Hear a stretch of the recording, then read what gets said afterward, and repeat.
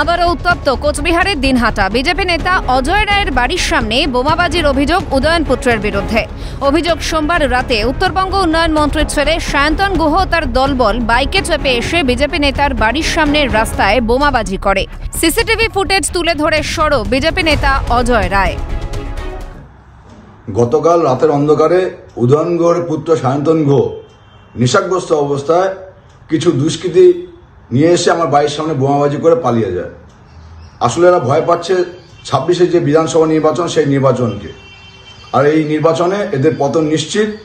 আর দিনহাটার মানুষ এগুলো দেখছে, আগামী দিনে ভোটের মাধ্যমেই দিনহাটার মানুষ এর জবাব দিয়ে দেবে। পাল্টা অভিযোগ সম্পূর্ণ ভিত্তিহীন বলে দাবি শাসক দল তৃণমূলের। বিজেপি নেতা অজয় রায়ের কথার কোনো গুরুত্ব দিতে নারাজ দিনহাটা শহর ব্লক যুব তৃণমূল সভাপতি পার্থ সাহা। সায়ন্তন গুহ তো আমার বাড়িতে যাচ্ছিল, পাশে আমার বাড়ি।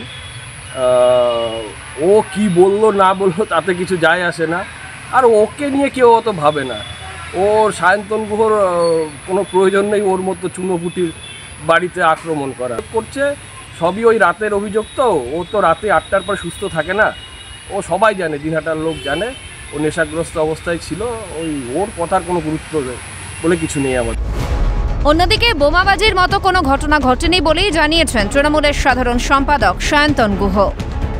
আমাদের নিজেদের মধ্যে পরিষ্কারভাবে দেখা যাচ্ছে যে ওর পায়ের কাছে একটু কালি পটকা, হয়তো একটা দুটো তার মধ্যে চকলেট বোম ছিল, সেটা নিজেদের পায়ের কাছে ছুটছে মজা করার জন্য, এবং আমরা এগিয়ে যাচ্ছি, দৌড়দৌড়ি করছি। আমরা যদি কালকে বোমাবাজি করি ওর বাড়ির গেটে, ওর বাড়ির মধ্যে কোনো রকম কোনো অসুবিধা হয়েছে বা কোনো রকম কোনো বোমাবাজি, চকলেট বোম, কালি পটকা কিচ্ছু ওর বাড়ির মধ্যে পড়েছে? একটা মিটিং, একটা মিছিল বিগত 6 মাসে দিনহাটা শহর বা দিনহাটা গ্রামে গঞ্জে কোথাও যে করতে পারেনি, যে বাড়ি থেকে মানুষ তার উপর এত বীতশ্রদ্ধ, মানুষ তার উপর এত বিরক্ত যে এরা বাড়ি থেকে বেরোতে পারে না, কোনো মানুষের কাছে পৌঁছতে পারে না। মানুষের কাছে পৌঁছলে মানুষ তাড়া করে, তার বাড়িতে আমি রাত্রি 11টার সময় বোমাবাজি করতে যাবো, এটা পাগলও বিশ্বাস করবে। আর তার বোমাবাজির ঘটনার পর থেকে ক্রমশই চড়ছে পারদ, তপ্ত জেলা রাজনীতি। শশীকেশ রায়ের রিপোর্ট, ক্যালকাটা নিউজ।